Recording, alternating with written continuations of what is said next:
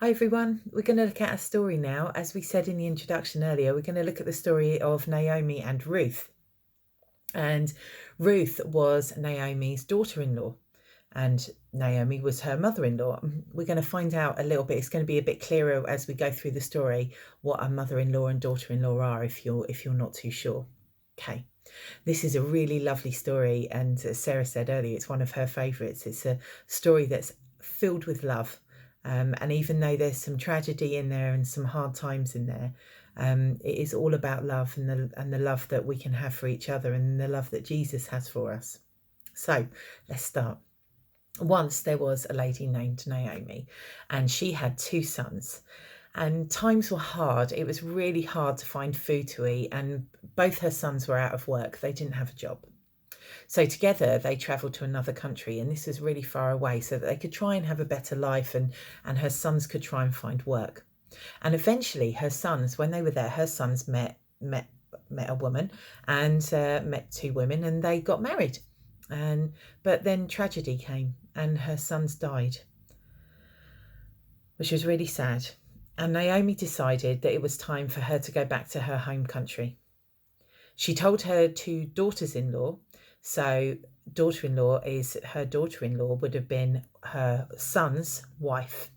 Okay, so when her sons got married, those ladies became her daughters-in-law. All right, and she said to her daughters-in-law what she was planning to do. And one of them, who was called Ruth, she made a promise to her, and she promised to stay with her mother-in-law and go with her wherever she went. She said to Naomi, "Your people will be my people, and your God will be my God." That's an amazing promise to make, isn't it? So that's a really big promise to make. So she's going to leave, Ruth is going to leave everything behind that she knows, and she is going to go with Naomi back to Naomi's home country to look after her. That's just mind-blowing. I don't know if you guys have ever moved to a completely different place. Maybe you've lived in another country before or something like that. But it can be really daunting, can't it, when you arrive at a place and you have no idea where anything is or what the people are like or anything. So, and this was what Ruth was going to do. She was going to leave where she grew up and she was going to go with Naomi back to her home country. So together they travelled back to Naomi's home country where they set up their home. And Ruth was now living very far away and everything was very strange. She didn't have any children of her own, Ruth, and she didn't have a job either. She didn't even have her own mother with her. But Ruth chose to look after her husband's mother, her mother-in-law, Naomi. She helped Naomi around the house doing the cooking and the cleaning, and she went out looking for work as best she could. I wonder if today on Mother's Day you've helped with some cooking and cleaning around the house. I hope so. I look forward to when I can all see you guys again. I'm looking forward to hearing some of the things you might have cooked or perhaps made for your mum today, or for a grandparent or an aunt or a neighbour. During that time, it was a time of year. So when Ruth was going out looking for work, it was a time of year when the farmers were harvesting their crops, and they were harvesting barley. They used these really big knives, massive knives, okay, with a really, really big blade, to cut the heads off the barley.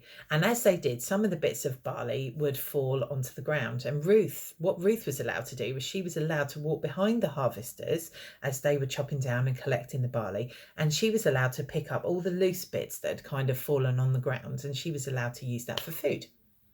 And then one day she began working on the farm. And the farm was owned by a man called Boaz. And one day Boaz noticed Ruth, and he told his harvesters to leave a bit deliberately, leave a bit of barley as behind as they worked, so that she would have enough to collect for her and Naomi. You see, Boaz was related to Naomi, and he was what was called a family redeemer. And what that meant was that if anybody was going to help Ruth and Naomi, it was going to be Boaz. Do you know what? We have a family redeemer as well, and that's Jesus. He rescued us when he died on the cross and he came to life again. Just as Ruth trusted Boaz to care for her, Jesus wants us to trust him too. Eventually, Boaz and Ruth got married, which is lovely. And because of that, Boaz was able to look after Ruth and Naomi and make sure they were cared for the rest of their lives. Ruth was a stranger in that country and had no family or friends around her except for Naomi, but she was welcomed into a family. Jesus has invited us into his family. Even if we don't have other friends or family, through Jesus, we can be part of the family of God. I think it's really important today that we say thank you to God for Jesus and for the fact that we are part of his family and that he is our family redeemer. And I think it's also great as well, guys, because we've been looking at honouring our mothers today, or our grandparents, or an aunt, or a neighbour, or a friend who cares for us. And we think about caring for one another today, don't we? And today is about love and caring.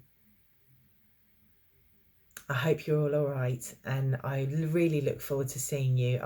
I hope we can be back in church soon and having a fantastic time in Messy Church together. But for now, I'll see you next time. Take care. Bye.